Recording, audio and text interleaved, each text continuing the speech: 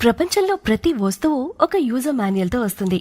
దాన్ని ఎలా వాడాలో, ప్రాబ్లం వస్తే ఏం చేయాలో దాంట్లో రాసుంటుంది. మనకి కూడా అలాంటిదేదైనా ఉంటే బాగుంటుంది కదా. అండ్ చక్క ప్రాబ్లం రాగానే బుక్ తీసేసి సాల్వ్ చేసేసుకొని సక్సెస్ఫుల్ గా ముందుకెళ్ళిపోవచ్చు. మనకి తెలియని విషయం ఏంటంటే మనకి కూడా అలాంటి యూజర్ మాన్యువల్స్ ఉన్నాయి, వెతుక్కోవాలంతే. అలాంటి మాన్యువల్ ఒకటి చాణక్యనీతి.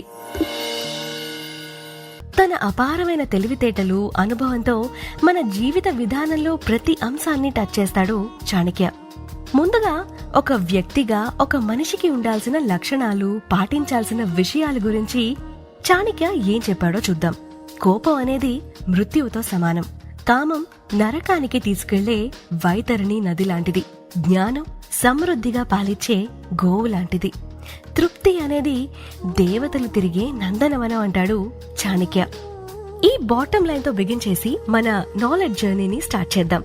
ముందుగా దేవుడు, దైవం గురించి చాణక్య తన అభిప్రాయాన్ని ఇలా చెప్తున్నాడు.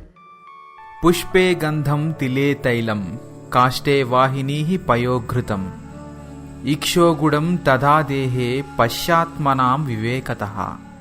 పువ్వుల్లో సుగంధ పరిమళం, గింజల్లో నూనె, కట్టెల్లో నిప్పు, పాలల్లో నెయ్యి, చెరుకులో చక్కెర ఎలా ఉంటాయో దేవుడు కూడా మన శరీరంలో అలాగే నివాసమై ఉంటాడు.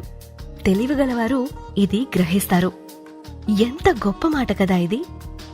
దేవుణ్ణి బొమ్మల్లో, విగ్రహాల్లో, గుడిలో పూజించి ఆ కొద్దిసేపు పవిత్రంగా ఉండి బయటికి రాగానే మనం మన నిజ స్వరూపంతో తిరిగేస్తాం. ఇష్టం వచ్చినట్లు బిహేవ్ చేస్తాం. పక్కోడి మీద అసూయ, చిన్న చిన్న వాటికి కోపం, ద్వేషం, బద్ధకం ఇలాంటి లోపాలతో బతికేస్తాం. దేవుడు మనలోనే ఉన్నాడు అనే విషయం గుర్తుపెట్టుకుని 24/7 అలర్ట్ గా ఉన్నాం అనుకోండి, ఊహించండి ఎలా ఉంటామో. ఎంత పర్ఫెక్ట్ గా ఉంటుందో లైఫ్. కానీ ఎవరికి ఇది సాధ్యం అంటున్నాడు చాణక్య అంటే, అసలు ఎవరు గ్రహిస్తారంటే తెలివిగలవాళ్లు అంటాడు. అది మరి తెలివి తక్కువ వారిగా మిగిలిపోదామా, లేదా ఇకనైనా తెలివి తెచ్చుకొని ప్రోగ్రెస్ అవుదామా మన చేతుల్లోనే ఉంది. మరి మరొక శ్లోకంలో చాణక్య ఏం చెప్పాడంటే, దేవుడు రాతి బొమ్మల్లో ఉండడు, మీ మనసులో ఉన్న భావం, ఫీలింగ్ లో ఉంటాడు. మనసులో భావం పవిత్రంగా ఉండి నమ్మకంతో పూజిస్తే బొమ్మల్లో ఉండే దేవుడైనా పలుకుతాడు, మీ కోరిక తీరుస్తాడు అని. It's all about your pure feeling అన్నమాట. ధర్మం అంటే ఏంటి? మంచి, నీతి, న్యాయం, సరైనది, ఇలా పలు అర్థాల్లో చెప్పుకోవచ్చు. మనందరికీ ధర్మం ఏదో, అధర్మం ఏదో తెలుసు. ఆ మాత్రం విచక్షణ అందరికీ ఉందనుకుంటున్నాను. చాణక్యుడు ఇక్కడ ధర్మం గురించి ఏం చెప్తున్నాడు అంటే, చలా లక్ష్మీశ్చలా ప్రాణశ్చలా జీవితమనిదరే చలా చలే సంసారే ధర్మ ఏకో హి నిశ్చలాః. ఈ లోకంలో ధనం, సంపద వెళ్లిపోతుంది, జీవం నశించిపోతుంది, శరీరం జవసత్వాలు కోల్పోయి నాశనమైపోతుంది. కాని ఎప్పటికీ నిలిచుండేది ఒక్క ధర్మం మాత్రమే. అంతే కదా మరి. 2000 సంవత్సరాల క్రితం చనిపోయాడు అశోక చక్రవర్తి.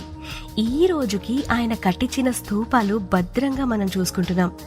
ఆయన చేయించిన 3 సింహాల చిహ్నం మన ప్రభుత్వ అధికారిక ముద్రగా వాడుతున్నాం. అది అశోకుడికి మనం ఇస్తున్న గౌరవం. ఎందుకిస్తున్నాం ఆ గౌరవం? ఆయన పాటించిన తిరుగులేని ధర్మం కారణంగా. అర్థమైందా ధర్మం ఎందుకు శాశ్వతం అన్నాడో చాణక్య? ఇక మన చర్యలు, క్రియల గురించి చాణక్యుడు ఏమంటున్నాడో విందాం. యథాధేను సహస్రేషు వత్సో గచ్చతి మాతరం తథా యచ్చకృతం కర్మ కర్తారం అనుగచ్చతి.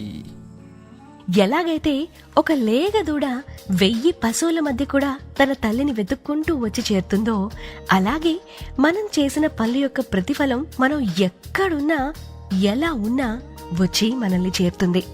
అది మంచి కావచ్చు, చెడు కావచ్చు. మంచి చేస్తే మనల్ని వెతుక్కుంటూ మంచి వస్తుంది, చెడు చేస్తే మనల్ని చెడు వెతుక్కుంటూ వచ్చి లెంపకాయ కొడుతుంది. చాణక్య ఇంకొంచెం వివరిస్తూ ఏమంటాడంటే, మనిషి తాను చేసే పనుల యొక్క ప్రతిఫలం తానే అనుభవించాల్సి ఉంటుంది.